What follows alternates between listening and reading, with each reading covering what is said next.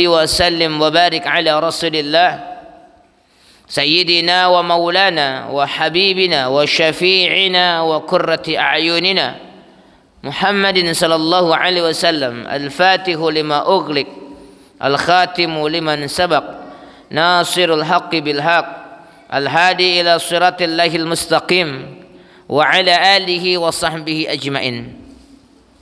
Hadirin jamaah salat Maghrib yang dimuliakan Allah Subhanahu wa taala. Mari kita memperbaharui rasa syukur kita, memperbaharui iman kita kepada Allah Subhanahu wa taala. Mari kita senantiasa berupaya untuk mentauhidkan Allah Subhanahu wa taala dalam pikiran, ucapan dan perbuatan kita. Mentauhidkan Allah Subhanahu wa taala dalam pujian. Hendaknya setiap kita berupaya untuk senantiasa memuji Allah Subhanahu wa taala dalam bahagia dan sengsara. Dalam bahagia memuji Allah dengan tahmid. Dalam hal yang kita maknai sebagai kekurangan, sebagai kesengsaraan, memuji Allah Subhanahu wa taala sekurang-kurangnya dengan istirja. Sehingga kita bisa senantiasa menjadi seseorang yang memiliki indikator yang disebutkan oleh baginda Rasulullah SAW, ajaban li amril mu'min inna amrahu kullahu khair. Menakjubkan sekali urusan orang-orang beriman itu, setiap urusannya adalah baik baginya. Kalau dia mendapatkan anugerah, dia bersyukur, dan bersyukur adalah baik bagi dirinya. Dan kalau dia tertimpa musibah, dia bersabar, dan sabar adalah baik bagi dirinya. Sehingga potensi untuk mendapatkan rahmat Allah dalam suasana lapang ataupun suasana sempit sama besarnya bagi setiap orang yang beriman. Kedua kalinya salawat dan salam kepada baginda Rasulullah Muhammad sallallahu alaihi wasallam. Allahumma salli ala sayyidina wa maulana wa habibina wa syafi'ina wa qurrati a'yunina Muhammadin sallallahu alaihi wasallam wa ala alihi wa sahbihi ajma'in.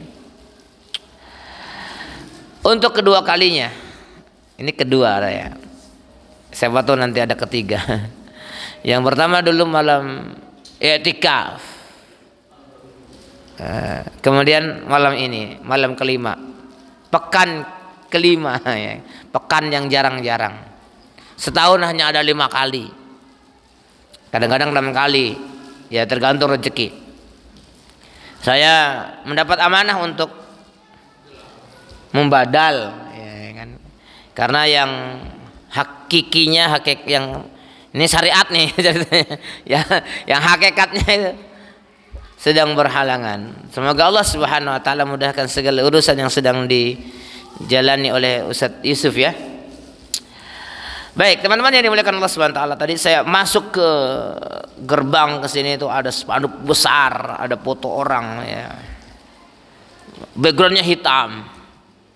Spanduk ini agak jarang-jarang orang bikin spanduk dengan background hitam. Ya. Apa itu tulisannya? Ada yang tahu nggak? Itu ada di depan situ. Tanggal 6 November.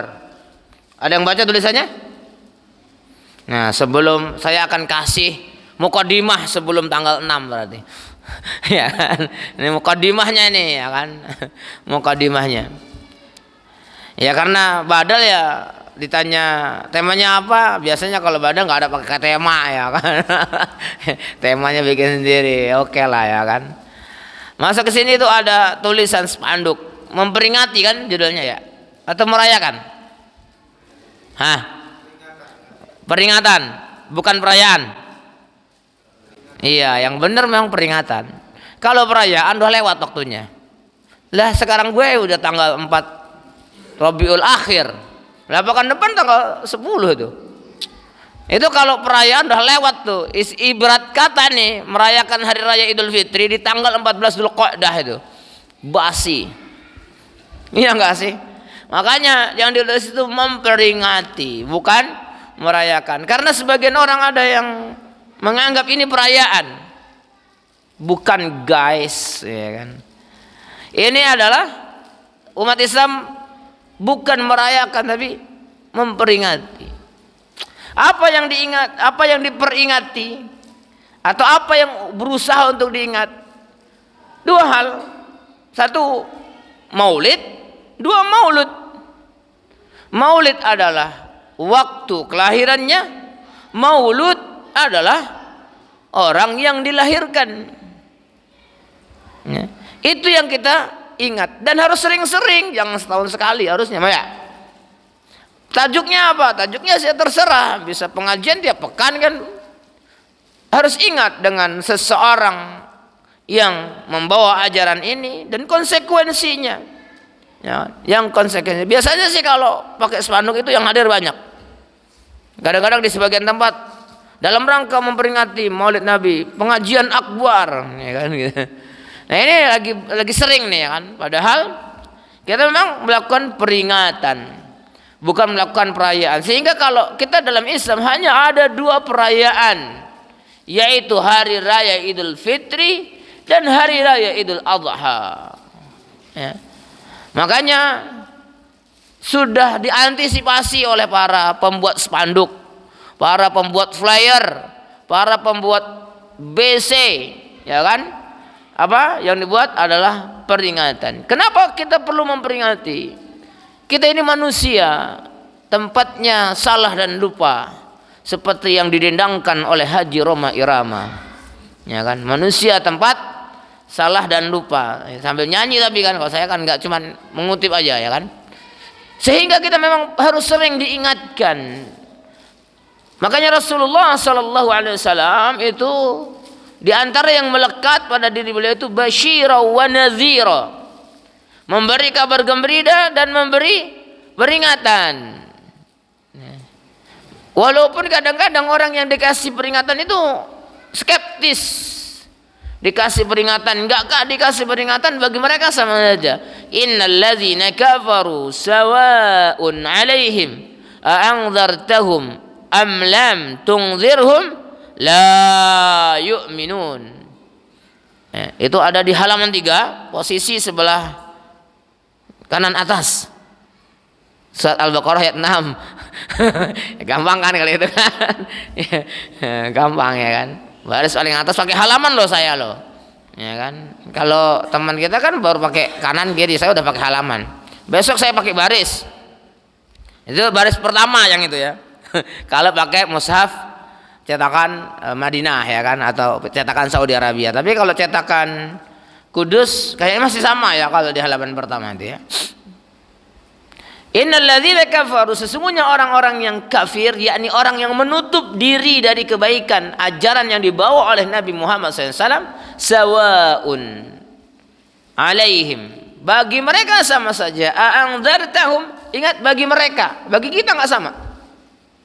Sawaun alaihim, bagi mereka sama saja. A'anzartahum, kamu kasih peringatan, an am lam tunzirhum, atau kamu enggak kasih peringatan, la yu'minun, mereka enggak akan beriman. Yang sama bagi mereka, bagi kita enggak. Kita tetap punya kewajiban ngasih tahu. Kita tetap punya kewajiban memperingatkan, karena yang tidak akan berubah, yang akan skeptis, yang enggak akan dapat manfaat mereka. Kalau kita dengan semangat memberikan ingatan, memperingatkan, kita dapat pahala. Syarat dan ketentuan berlaku. Kapan kita dapat pahala? Kalau kita memenuhi syarat dan ketentuannya. Salah-salah kalau kita nggak memenuhi syarat dan ketentuannya, kita malah menjadi yang apes tuh, menjadi yang pertama kali masuk neraka. Kalau teman saya bilangnya itu calo amal soleh namanya. Ya kan? Calo, tahu calo? Calo yang jangan keceplosan, hati-hati. Jangan keceplosan. Nah, calo terminal, di terminal ada calo. Bandung. Oh, apa namanya, penumpang naik mobil sampai ke Bandung. Ya kan, Cirebon sampai Cirebon. Calonya tetap di terminal. Enggak geser kemana-mana. Itu bahaya ya. Oleh karena itu kita tetap harus memberikan peringatan, karena tabiatnya manusia suka lupa. Tabiatnya manusia itu suka melakukan kesalahan sehingga butuh untuk diingatkan. Memperingati Maulid Nabi atau Maulud Nabi, peringatan hari kelahiran ataupun peringatan orang yang dilahirkan, yakni peringatan kelahiran Nabi Muhammad SAW atau peringatan hari dilahirkan Nabi Muhammad SAW, itu harus dilakukan sepanjang kita menjadi umat Nabi Muhammad SAW. Kenapa kita mengambil momentum-momentum? Karena disitulah tajammu'un nas, di situ potensi orang berkumpul. Ada ekonomi makro yang berjalan, mikro ya. Ada ekonomi UMKM yang tergerakkan, ya kan? Ada nggak? Berapa bensin yang berapa BBM yang kemudian beredar di hari itu? Pernah dihitung nggak? Ya kan? Berapa kue yang hari itu kemudian dipesan? Berapa air mineral yang hari itu kemudian dipesan? Berapa minyak wangi yang mungkin hari itu dipakai oleh ibu-ibu dan para jamaah pergi ke peringatan?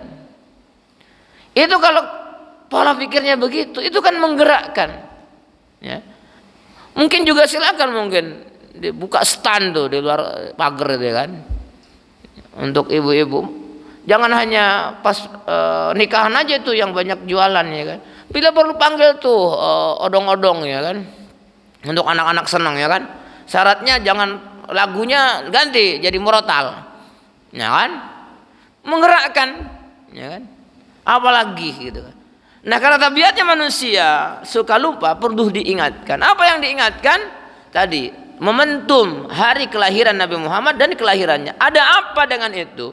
Karena ketika kita menjadi orang yang telah mengucapkan asyhadu alla ilaha illallah wa asyhadu anna Muhammad Rasulullah.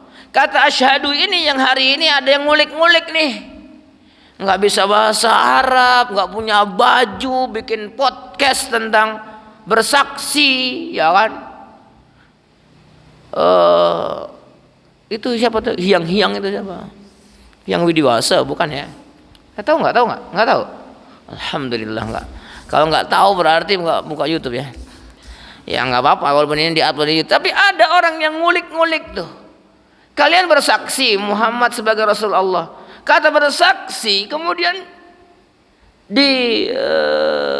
digunakan dalam bahasa Indonesia itu. Padahal kata bersaksi dalam asyhadu itu dipilih kata bersaksi karena kemungkinan miskinnya bahasa Indonesia untuk bisa memberikan penerjemahan. Bayangin kalau kemudian kata saksi itu, kata aku bersaksi Nabi Muhammad SAW sebagai Nabi, kemudian saksinya itu seperti saksi dalam wacana Indonesia, harus hadir di tempat itu. Bablas iman kita. Emang ente bersaksi Nabi Muhammad? Emang ada di sana anda? Karena saksi harus ada di tempat kejadian, di waktu kejadian. Kelar kita gak jadi beriman. Karena literasi tentang asyhadu itu maknanya satu, ukarriru, saya menyampaikan pernyataan. Itu ukarriru pertama maknanya. Kenapa diambil bersaksi? Ya, itu kalimat yang bisa diterima, tapi nggak bisa diartikan seperti yang ada di Indonesia. Kan bahaya. Kita akan bermasalah keimanannya. Dan itu diulik. Bagi mereka yang menyandarkan pemahamannya hanya kepada akal beragama, hanya oh iya ya, kan gitu nanti bahaya. Makanya dalam momentum memperingati kelahiran dan waktu kelahiran Nabi Muhammad, saya punya kepentingan untuk membuka wacana, ya kan, sebagai pijakan menuju tanggal 6 November itu. Itu satu, ukarriru.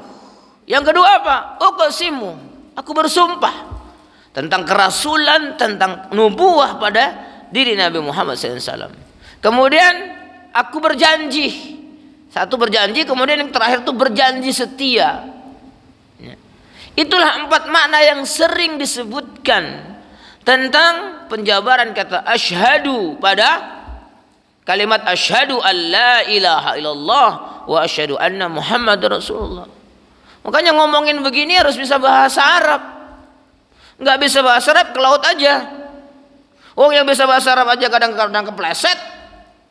Ya kan, kalau keplesetnya di YouTube begini kan digoreng sama netizen. Kayak nggak tahu aja netizen di Indonesia sangarnya kayak apa. Ya kan? Netizen Indonesia tuh unik. Ya, paling susah lah orang di negeri Konoha nih, negeri 62 ini kan repot, ya kan.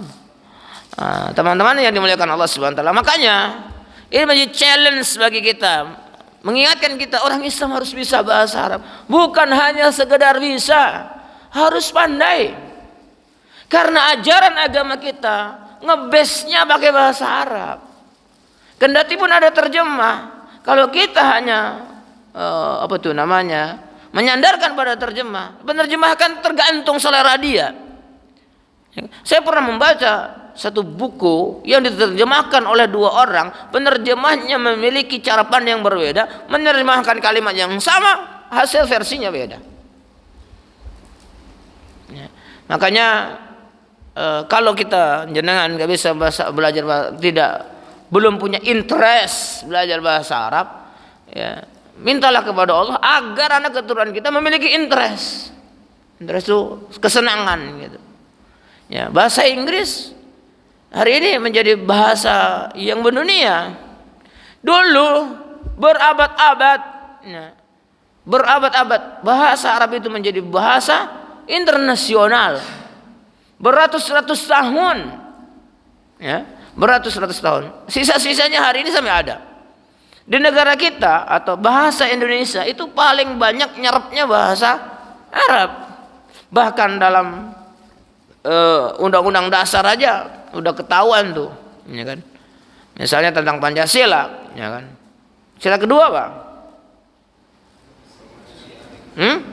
Kemanusiaan yang adil. Adil bahasa apa?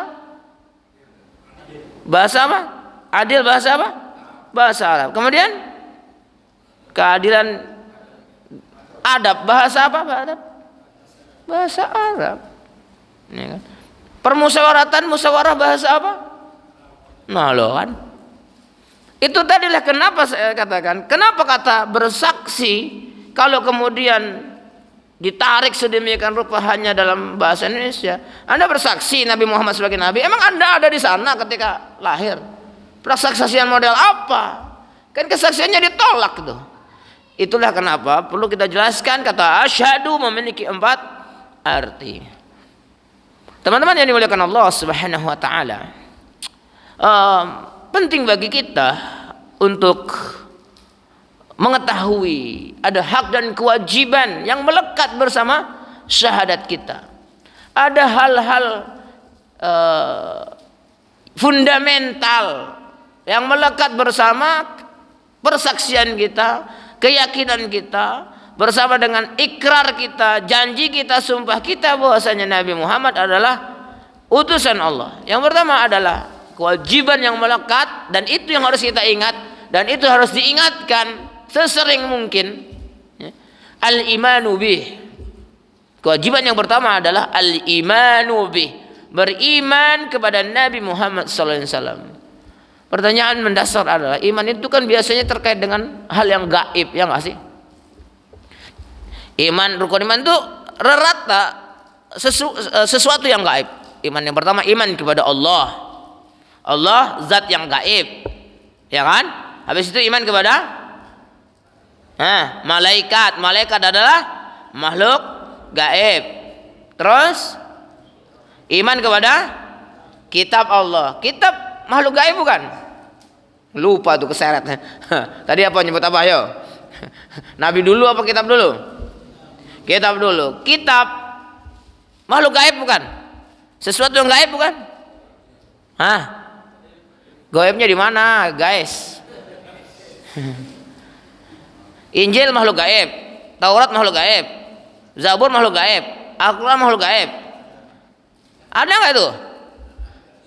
Lo gaibnya di mana? Kalau sampai ditanya gitu, kan berarti ada yang perlu fa'lamnya itu harus dikuatkan, ilmuinya itu harus dikuatkan. Sisi gaibnya di mana? Sisi gaibnya adalah pewahyuan. Kitab itu diimani karena dia diyakini sebagai wahyu. Al-Quran ini kitab suci, kita beriman kepada Al-Quran karena dia diklaim sebagai wahyu dan mesti kita percaya. Kalau kita nggak percaya Al-Quran itu wahyu, kelar, nggak ada agama lagi kita. Wah, Nabi Muhammad itu keren loh, inspiring loh, leader yang luar biasa. Tapi ingat, kalau enggak menyematkan wahyu, itu ciri ingin membawa kita kepada sesuatu yang tidak sesuai dengan asalah dalam beragama. Kitab adalah isinya wahyu. Kita mengimaninya bukan barangnya, tapi sesuatu di dalamnya itu adalah pewahyuan. Wahyu kan gaib, gak kelihatan, ya kan? Saya ngaku dapat wahyu, berarti kalau Anda percaya berarti Anda beriman saya dapat wahyu, kan gitu. Kalau saya kemudian bikin, jangan dipotong ya. Siapa lagi yang mau motong, ya kan? Kalau saya bikin tulisan gitu, kemudian tulisan saya ini adalah wahyu, jadi kitab suci. Kalau Anda percaya, kita percaya Al-Quran itu kitab suci karena dia wahyu. Kemudian iman kepada siapa lagi? Kepada Rasul. Rasul, Nabi, makhluk gaib bukan? Gaib Pak Ustaz sekarang mah. Iya, kita nggak ketemu sekarang. Lah dulu orang-orang yang ketemu dulu jadi makhluk gaib. Gaibnya di mana? Dia menyatakan diri mendapat wahyu dan kita percaya. Wahyunya lagi tuh, ya kan? Makanya kemarin ada orang yang keblinger juga itu di BAP di Makobrimob kalau nggak salah. Namanya satu Ahmad Nusodek, ngaku sebagai nabi, yang satunya dari Leah Eden, ngaku sebagai Jibril. Tuh yang polisi yang BAP ikut pengajian, pernah ikut pengajian. Wahai malaikat Jibril, apakah Anda pernah bertemu dengan enggak, karena gimana ceritanya? Ente kan ngaku sebagai nabi, nabi kan dapat wahyu. Dapat wahyunya dari siapa? Malaikat Jibril. Ente malaikat Jibril ketemu dia kagak? Sejaman loh. Kelar kagak tuh coba? Ya kan? Masuk penjara itu penistaan agama, ya kan? Terus ada yang percaya gak? Ada yang percaya loh, percaya. Coba gila kagak aja? Percaya dia dapat wahyu gitu kan, percaya dia nabi gitu, dan akan ada lagi tuh setelah itu terus aja gitu kan. Ya kalau orang seperti Ahmad Musaddiq aja ngaku sebagai nabi, ada yang percaya, ya wajar lah kalau Pak Udin menyatakan bisa ini bisa itu, percaya. Dia nggak ngaku sebagai nabi, yang ngaku sebagai nabi aja ada yang percaya kan. Akhir zaman loh, ya kan. Kemudian siapa itu? Oh, bisa nggandain uang. Woy. Percaya loh profesor. Ya kan? Percaya. Siapa itu namanya? Dimas. Enggak, Kanjeng itu. Enggak enak aja Kanjeng, enggak lah. Nah, itu nama aslinya kan lupa, susah itu. Udah enggak viral lagi kan? Nah, yang lainnya yang ikut tuh yang bermasalah itu, bukan bermasalah, yang perlu kita ilmuin dua hal itu. Habis itu iman kepada apa? Kepada hari akhir. Hari akhir itu gaib bener, dan terutama pintunya. Pintu hari akhir apa? Kiamat. Kiamat menjadi hal yang gaib. Kapan terjadinya? Ayo. Enggak tahu, tapi saya tahu kapan terjadinya. Saya tahu kapan terjadinya. Hari Jumat. Lu kagak percaya, lu kafir lu. Ya kan? Siapa yang bilang? Nabi Muhammad. Masalahnya Jumat kapan? Alhamdulillah Jumat udah lewat nih, mau hari Ahad nih. Berarti ada space waktu untuk siap-siap nih sampai ketemu Kamis. Jadi kalau hari Kamis itu suruh puasa, siapa tahu Jumatnya kiamat. Ya kan? Tapi kan kalau kita menggabungkan, membuat korelasi berbagai informasi, kalau masih ada yang puasa, kiamatnya masih jauh lah. Kan gitu, makanya pada kagak puasa kan. Wah, tenang kalau banyak yang puasa jadi kiamat masih jauh. Karena apa? Kalau kiamatnya udah dekat. Ini yang pakai peci-peci begini yang suka ke masjid tuh, dikirim angin, meninggal semua karena orang-orang yang mau sholat, yang beriman kepada Allah itu nggak akan menyaksikan hari kiamat kubro. Tapi kan ada kiamat sugro guys. Yang itu personal, bisa kadang-kadang sepersonal beneran, kadang-kadang ada ya grouping lah ya kan. banjir, ya kan, tanah longsor, kan bareng-bareng tuh meninggalnya. Ya kan, apalagi gunung meletus, kecelakaan mobil, pesawat jatuh, itu kan kiamat juga sugro itu, walaupun agak bareng-bareng. Nah, yang unik adalah beriman kepada qada dan qadar. Inilah kenapa dalam hadis wa antu'mina bil qadari khairihi wa syarrihi. Nah, memperingati Maulid Nabi atau Maulid Nabi berarti kita diingatkan lagi untuk mengokohkan sisi keimanan, al-imanu bih. Kita harus yakin bahwasanya semua yang disampaikan oleh Nabi Muhammad SAW adalah wahyu. Ada wahyu matlu, al-matlu dan ghairul matlu. Ada wahyu yang matlu ya. Matlu itu apa ya? Ada yang belajar ilmu ulumul Quran. Matlu itu boleh dipakai dalam, di antara mananya ya, itu boleh dipakai dalam salat. Itu wahyu yang al-matlu, yang berupa Al-Quran. Dan ada wahyu ghairul matlu, yakni hadis, termasuk hadis qudsi, nggak boleh dipakai dalam salat. Itu berupa wahyu semua, itu wahyu semua. Kalau kita mengingkari itu sebagai wahyu, kita enggak lagi berislam. Karena basic agama kita adalah mengimani Nabi Muhammad SAW mendapatkan wahyu. Bukan karena beliau jenius dia jadi nabi. Hari ini kan banyak orang jenius. Einstein kejeniusannya IQ-nya 200, enggak jadi nabi. Apalagi yang IQ-nya 200 sekolah gitu kan. Kata seorang itu yang suka bikin itu kan bahaya. Jadi kita mau belajar setinggi apapun, mau ibadah setaat apapun, jangan pernah berharap itu jadi nabi. Karena jadi nabi itu adalah pewahyuan. Itu yang pertama, melekat erat, harus sering kita ingat. Karena kalau kita lupa, ya kan, kemudian kita akan menjadi kendor tuh dalam bertaat kepada Allah Subhanahu Wa Taala. Yang kedua, yang melekat, kewajiban kita yang melekat kepada Nabi Muhammad SAW adalah mahabbatuhu, mencintainya. Bayangin coba, suruh mencintai orang yang nggak pernah kita lihat, ya kan? Mencoba membayangkan rona wajahnya aja, pasti nggak sanggup, ya kan? Pernah mimpi bertemu dengan Nabi Muhammad SAW. Saya itu sebelum balik atau setelah balik ya. Dululah pokoknya masih di Sumatera Selatan tuh. Saya ingat tuh sekurang-kurangnya 4 kali saya mimpi bertemu dengan Nabi Muhammad. Tapi nggak tahu wajahnya kayak apa. Itu dalam pasang pernai, tahu nggak pasang pernai? Pasang pernai itu tuh kita mimpi bertemu dengan orang yang akan ngaku sebagai abro, aku nabimu, namaku Muhammad. Ya ada cahaya-cahayanya, tapi nggak kelihatan tuh wajahnya, ya kan? Bagaimana kita kemudian membangun rasa cinta pada orang yang tidak pernah kita jumpai? Padahal pepatah bahasa Jerman itu mengatakan waiting trisno jalaran soko kulino, ya. Kulino so ngendi ngono ya. Kulino apa? Terbangun rasa cinta itu karena sering berpapasan, sering bertemu. Inilah hebatnya orang-orang akhir zaman, orang-orang yang tidak pernah bersua dengan Nabi Muhammad SAW, itu diaku oleh beliau sebagai saudara. Kenapa? Kita mampu beriman kepada beliau padahal kita nggak pernah ketemu. Kita mempercayai Al-Quran padahal kita nggak hadir ketika Al-Quran itu diwahyukan. Makanya kita disebut oleh beliau sebagai ikhwan, ya. Aku rindu kepada saudara-saudaraku.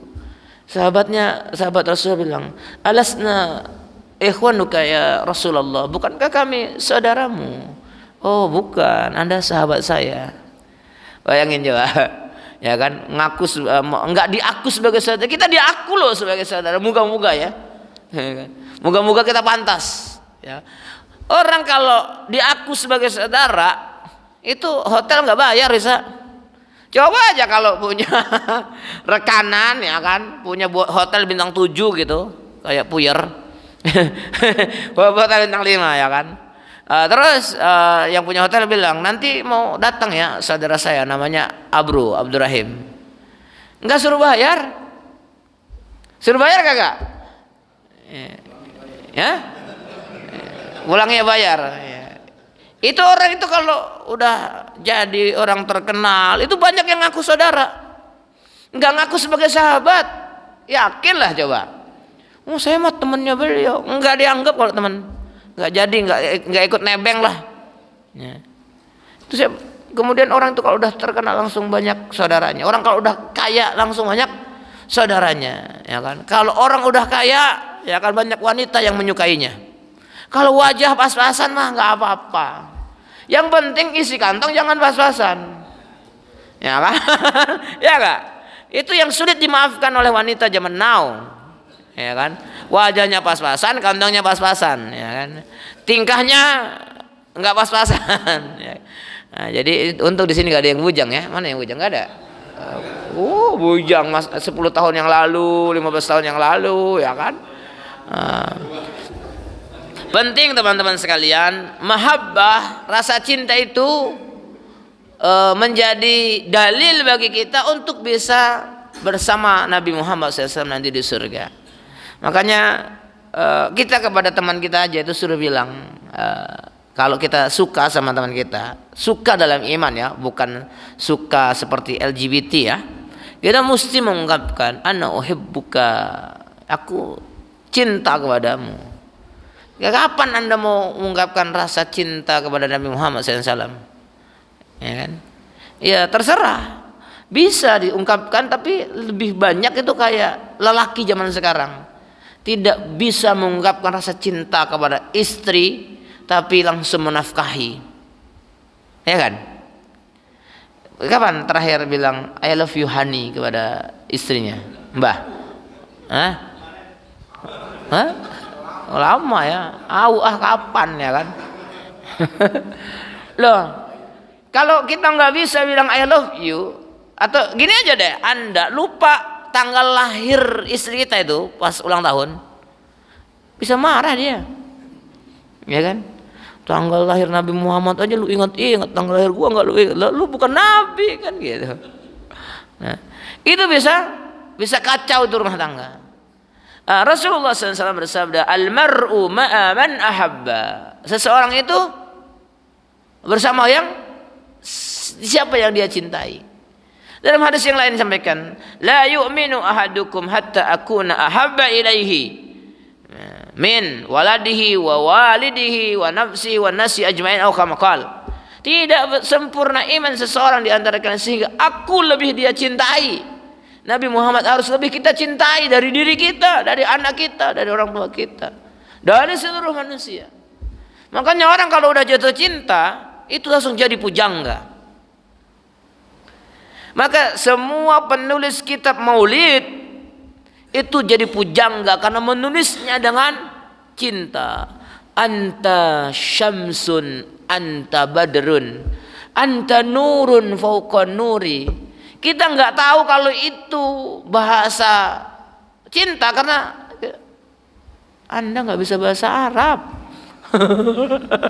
Itu namanya tashbih baligh, ya kan? Itu majas tingkat tinggi itu, ya kan? Anta syamsun, harus kenapa tingkat tinggi? Karena ada tuh tasbihnya sampai hilang. Harusnya kan anta kasyamsi wa anta kal badri gitu, tapi hilang tuh. Anta syamsun, anta badrun, anta nurun fauqa nuri. Itu bahasa orang jatuh cinta. Seperti Khairul Anwar, aku ini binatang jalang dari kumpulan yang terbuang. Itu bahasa cinta, cinta kepada sastra. Aku pingin punya madhab baru dalam bidang sastra. Aku tinggalkan angkatan 66. Pernah belajar kan Khairul Anwar kan? Itu begitu bahasanya. Makanya begitu seorang laki-laki jatuh cinta, dia langsung jadi pujangga. Bisa menulis berlembar-lembar di buku hariannya. Ingat, bukunya warna pink, ada harum-harum tuh, ya kan? Itu kalau yang orang tahun 80-an ya kan, punya begitu. Hari gue hari ini, ya kan? Langsung bisa jadi pujangga, iya kan nggak? Pernah begitu? Iya. Langsung tuh kalau ketemu, ngelihat jangan kan ngelihat orangnya, ngelihat ujung jilbabnya aja deg-degan tuh. Ser gitu. Lihat sendalnya di tongkrong ada di depan rumahnya kok ada sendal lain selain sendalnya dirinya, itu bertanya-tanya sendal siapa gerangan kan gitu. Makanya namanya orang jatuh cinta, ungkapannya itu melangit. Ya, melangit. Makanya kasidah-kasidah, ya kan? Nasyid-nasyid yang mengungkapkan rasa cinta atau yang terkait dengan kelahiran Nabi Muhammad SAW itu bahasanya bahasa pujangga. Kalau kita baca kitab-kitab Maulid itu nyaris nggak pernah menyebut kata namanya. Mau apa? Mau buku Maulidnya siapa? Nggak tertulis tuh kata Muhammadunnya. Karena begitu agung nama itu sehingga lisan itu tak terucap untuk menyebut namanya, yang disebut adalah sanjungan-sanjungan, ya kan?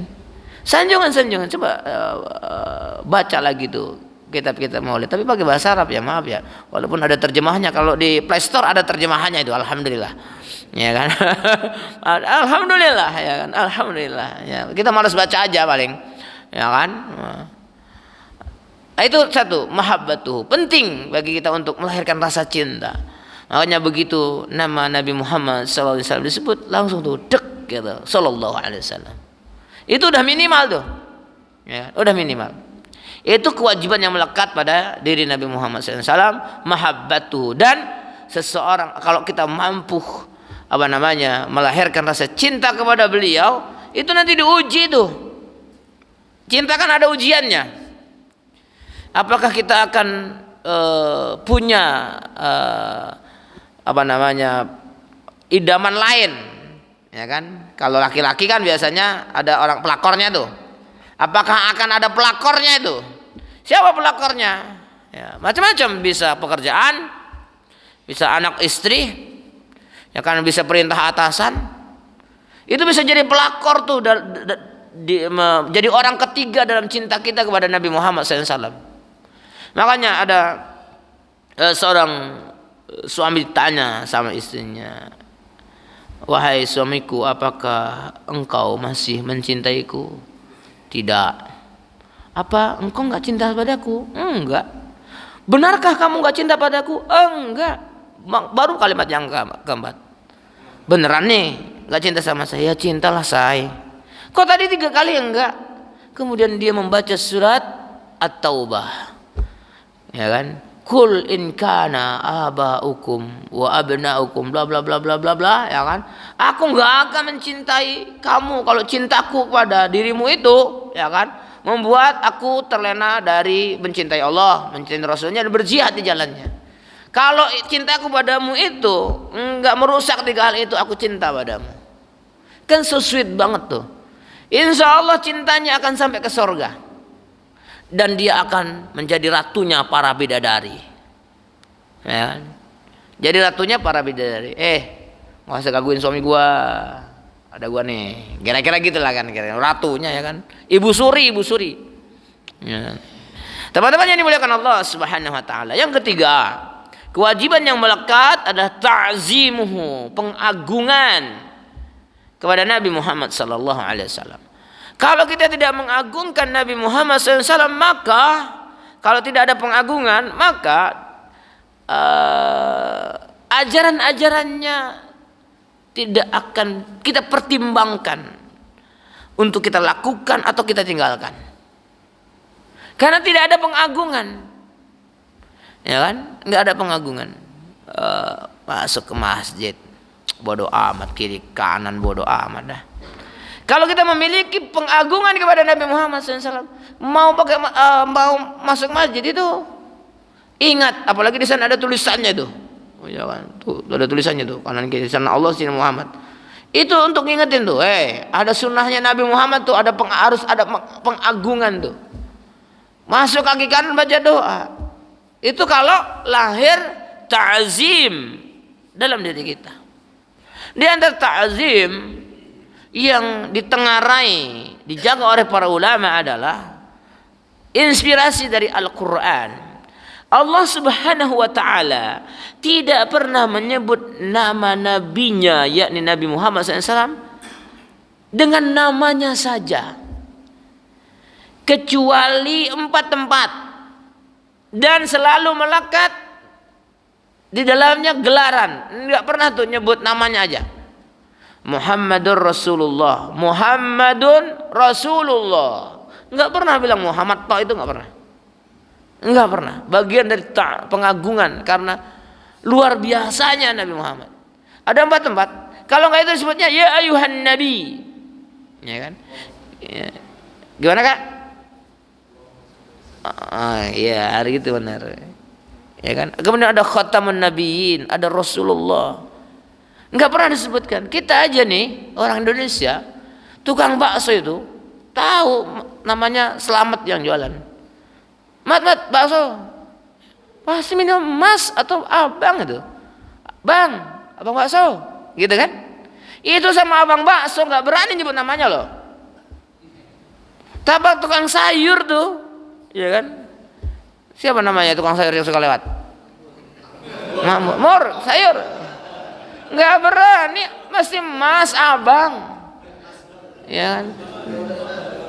Itu kepada tukang sayur, kepada nama Nabi Muhammad. Oh ya masa ya enggak mau pakai Sayyidina. Orang enggak disolatinnya kok ngomongnya. Kecuali di tahiyat ada salawat Ibrahimiyah di sana. Ya kan? Memang di hadisnya tidak ada kata Sayyidinanya. Itu karena di salat, karena Rasul menyampaikan sallu kama ra'aitumun. Di luar salat bagian dari cinta, ya kan? Duhai kekasihku, orang nyebut pasangannya honey, buddy, sweetie, ya kan? Nyebut istrinya namanya Painam Bu ibunya anak-anak, ya kan? Ya, kalau jangan manggil istrinya apa? Mumpung direkam nih. Ayang beb gitu kan. Jangan kalah sama anak SD udah papa mama lo panggilnya lo. Abi Umi lagi. Astagfirullahaladzim. Ta'zim itu dimulai dari hal yang sederhana. Dari hal yang sederhana. Kalau kita baca kitab Ta'lim Muta'alim, kalau kita baca itu, ya kan, kitab Ta'lim Muta'alim, Nabi Muhammad SAW adalah muallimuna. Nabi Muhammad itu adalah guru kita, ya kan? Ke Pak Guru aja itu nggak berani nyebut. Manggil saya deh kalau berani, Abro. Mertua saya itu dimarahin sama jamaah saya, manggil saya. Loh mertua saya loh, mak saya. Manggil sama saya kan boleh bebas-bebas saja. Tapi jemaah saya marah-marah. Bu, itu ustadz kami bu. Gitu ya kan. Nah, kalau kita mah easy going aja ya kan. Kita nggak pernah memanggil guru kita dengan namanya. Pernah nggak? Pokoknya gurunya Sumarsono. Sumarsono. Pak Guru. Pak Guru Sumarsono. Ya kan? Dan Nabi Muhammad SAW adalah sang guru juga. Guru kita yang ngajarin macam-macam itu. Kebaikan-kebaikan hari ini karena ada beliau. Kalau nggak ada beliau, kalau Nabi Muhammad nggak diutus jadi nabi, kalau dulu waktu itu beliau kemudian istilahnya tidak kuat bertahan dengan dakwahnya, misalnya sedikit aja, misalnya seperti Nabi Yunus alaihissalam misalnya. Nabi Yunus kan sedikit ngambek ya kepada umatnya itu kan. Umatnya tuh dablek. Udahlah tinggalin aja. Itu bikin sengsara orang sekapal. Kapalnya nggak jalan-jalan karena karam. Sampai dicemplungin tuh bocah. Sampai dicemplungin tuh Nabi Yunus. Tangkap tuh sama apa? Yang nangkap ikan. Paus itu bukan ikan. Paus itu mamalia, bukan ikan. Ya kita aja terlanjur. Kan dia menyusui. Ya kan dia itu vertebrata, dia itu mamalia. Ikan itu bukan mamalia. Dia bernapas dengan paru-paru. Lalu apa inspirasinya?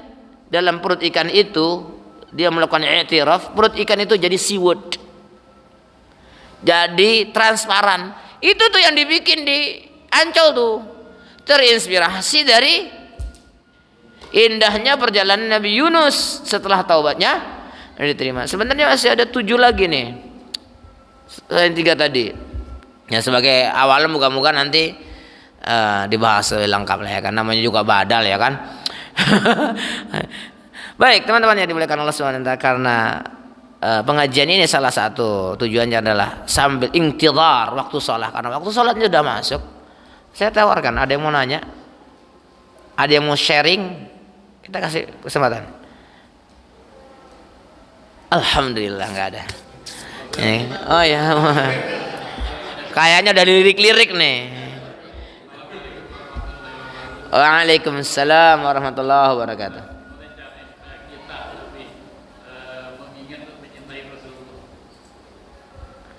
Bagaimana caranya?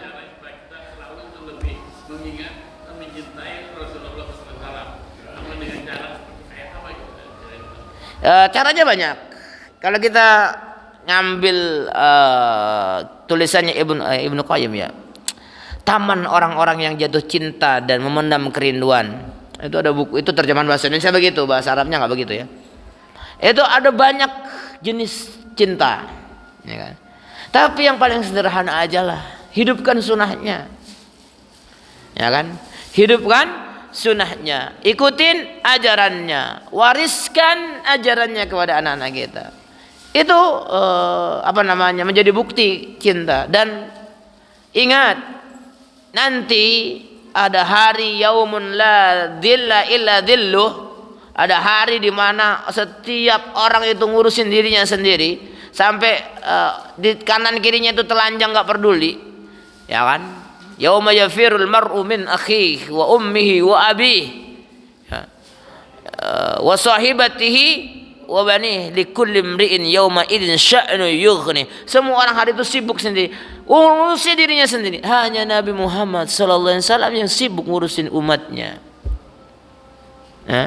Emak kita aja tuh ngurusin diri sendiri. Kita nih, ya kan, gak bakal ingat sama emak kita. Kapan ingatnya? Ntar kalau udah masuk surga. Tapi sebelum sampai surga, hanya Nabi Muhammad SAW yang sibuk. Waduh, maaf. Ya, yang sibuk, ya kan? Ngurusin umatnya. Itu di padang mahsyar. Tidakkah itu cukup menjadi pemantik? Ya. Kalimat terakhir atau kalimat-kalimat terakhir yang diucap oleh Rasulullah SAW itu ummati, ummati, ummati. Bahkan ketika sakaratul maut datang kepada beliau, beliau tanya kepada malaikat Jibril, ya Jibril, apakah sakaratul maut itu sakit? Adabnya nggak boleh bilang iya, tapi malaikat Jibril membacakan surat halaman 74 posisi sebelah kiri 185 Ali Imran. Kullu nafsin dha'iqatul maut. Baris ke-11. Cek aja. Ya kan, karena udah terperangah itu biasanya nggak ngecek. Ya kan? Padahal bisa jadi saya salah gitu kan. Itulah salah satu kelemahan kita. Kalau udah terperangah gitu kan, wah keren gitu. Nggak ngecek lagi biasanya kan. Malaikat Jibril mengatakan kullu nafsin dha'iqatul maut. Setiap yang berjiwa akan merasakan sakitnya sakaratul maut. Jawaban malaikat Jibril. Lalu Nabi Muhammad SAW, ya Allah, timpakan seluruh rasa sakit sakaratul maut umatku kepadaku. Tidakkah itu cukup bagi kita untuk mencintai beliau? Ya kan, Masya Allah. Nggak ada manusia di dunia ini yang seker itu, ya, sama orang lain, bahkan kita yang 1400 tahun yang akan datang. Maka salah satu buktinya adalah wariskan ajaran ini, biar ajaran ini tetap hidup sampai 1400 tahun yang akan datang. Kalau umur umat Islam enggak 1500 tahun, ya kan? Kalau umur umat Islam sampai cuma 1500 tahun, berarti sekarang 1444. Sampai 1500 kan dikit lagi tuh. Ya, barangkali Ukraina sama Rusia mau membuka perang dunia ketiga gitu kan. Nah, selesai misalnya kan jadi Armageddon, kita nggak tahu. Tapi kita tetap punya kewajiban mewariskan ajaran ini semurni-murninya kepada generasi yang akan datang. Moga-moga tetap bertahan ajaran ini sampai 1400 tahun yang akan datang. Kira-kira gitu aja, wallahu a'lam. Baik, terima kasih atas husni istima'ikum. Semoga Allah Subhanahu wa taala mengumpulkan kita di surganya Allah sebagaimana Allah mengumpulkan kita di ruangan ini. Subhanakallahumma wa bihamdika asyhadu an la ilaha illa anta astaghfiruka wa atubu ilaik. Wabillahi taufiq wal hidayah. Assalamualaikum warahmatullahi wabarakatuh.